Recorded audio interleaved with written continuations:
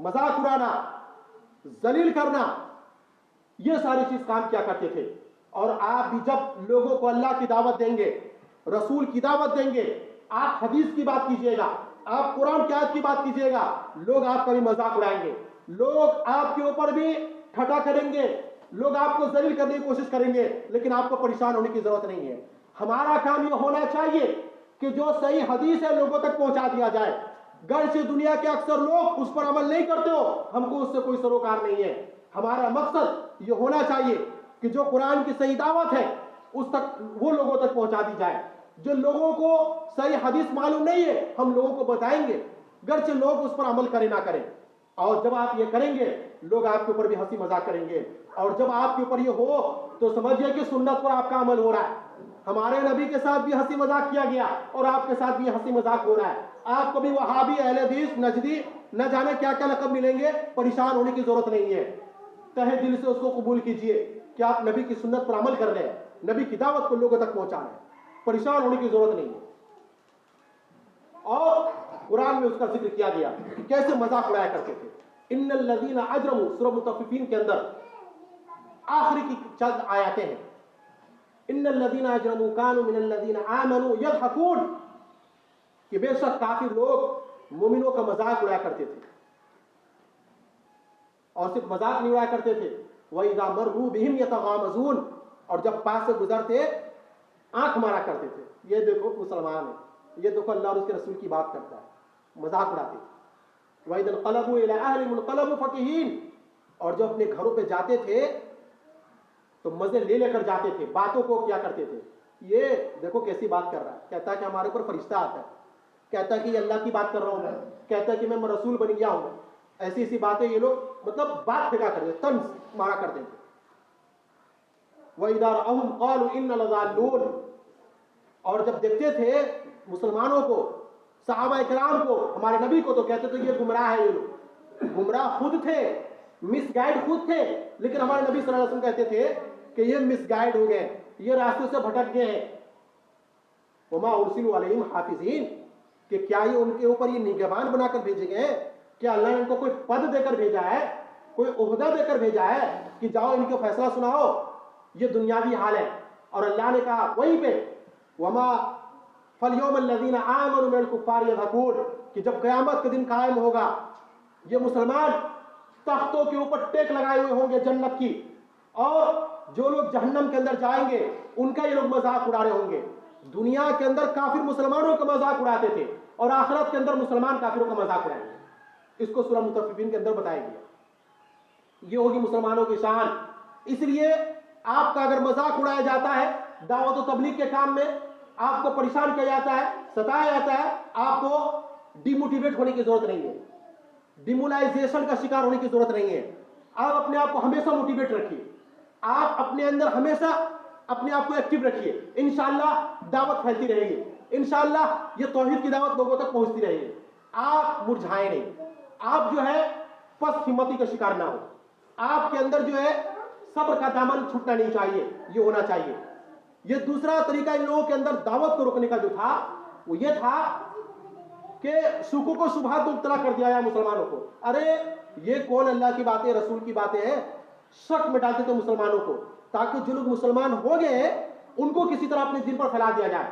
اور میں کہتا ہوں کہ آج اگر کوئی آدمی حق کو قبول کرتا ہے، آج اگر کوئی آدمی صحیح حدیث پر عمل کرتا ہے، لوگ آپ کے اوپر پل پڑیں گے، چڑھ دوڑیں گے اور کہیں گے، شک ڈالیں گے آپ کے دماغوں میں، شکوک ڈالیں گے، اور وہ چاہیں گے کہ آپ واپس اپنے باپ دادا کے دین پر آ جائیں۔ آپ کو جو ہے یہ نصیحت یاد رکھنے کی ضرورت ہے، آپ کو یہ دھیان رکھنے کی ضرورت ہے کہ آپ جس چیز پر عمل کر رہے ہیں اس کا قرآن سے تعلق ہے یا نہیں ہے، حدیث کا اس سے تعلق ہے یا نہیں ہے، یہ ہونا چاہیے۔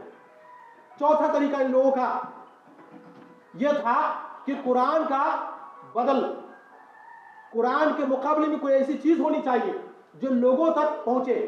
اگر ان کا یہ ماننا تھا اگر ہم کسی کو روکتے ہیں کہ قرآن کو مت سنو، قرآن کی باتیں مت سنو، تو ہمارے پاس کوئی ایسا آپشن ہونا چاہیے جو لوگوں کو ہم اس کے بارے میں بتا سکیں، اس کی تعلیمات دے سکیں۔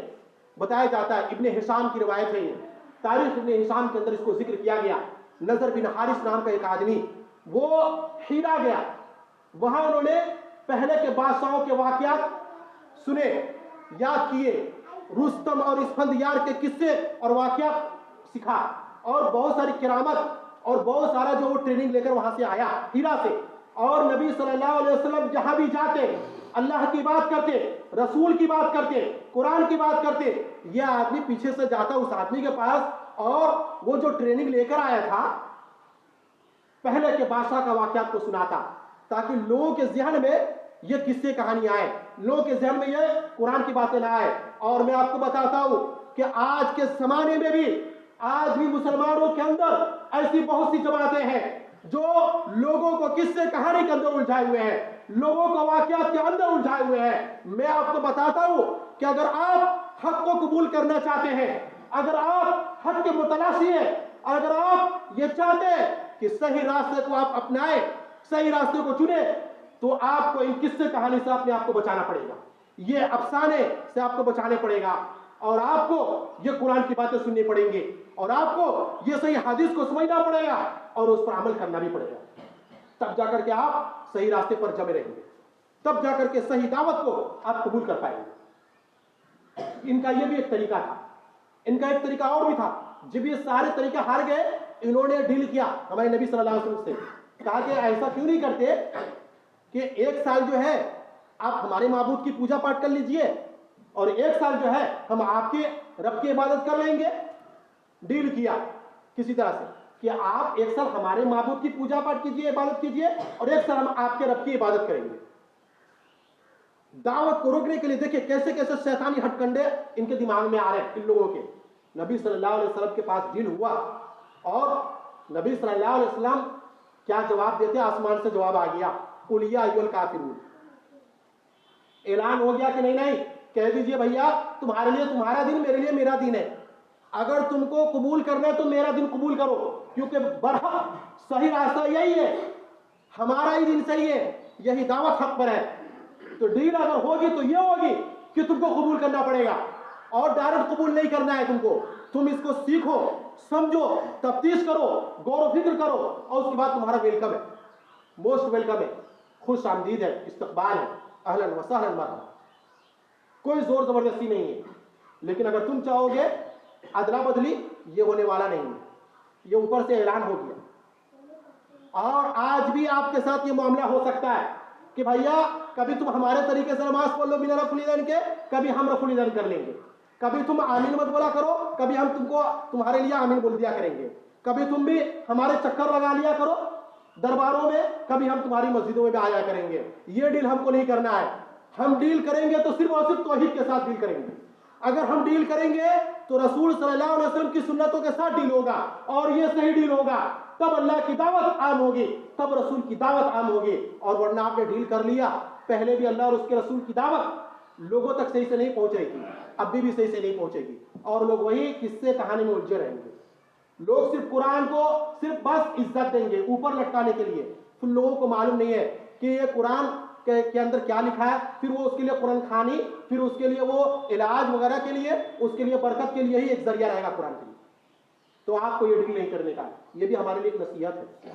इसके अलावा और क्या क्या नहीं हुआ हमारे नबी सल्लल्लाहु अलैहि वसल्लम के साथ। जब ये सारे काम थक के हार गए, नबी सल्लल्लाहु अलैहि वसल्लम बात खत्म करने वाला हुआ, नबी सल्लल्लाहु अलैहि वसल्लम को मारा गया, पीटा गया, कत्ल करने की कोशिश तक की गई, लेकिन नबी सल्लल्लाहु अलैहि वसल्लम की दावत से पीछे नहीं हटे। नबी सल्लल्लाहु अलैहि वसल्लम के सहाबा किराम को परेशान किया गया, सहाबा किराम को मारा गया, पीटा गया, कितने कत्ल कर दिए गए, लेकिन सहाबा किराम अपने दीन से पीछे नहीं हटे। यहीं पर बस नहीं रुका, जब मार भी लिया, पीट भी लिया, उसके बाद बायकाट का ऐलान।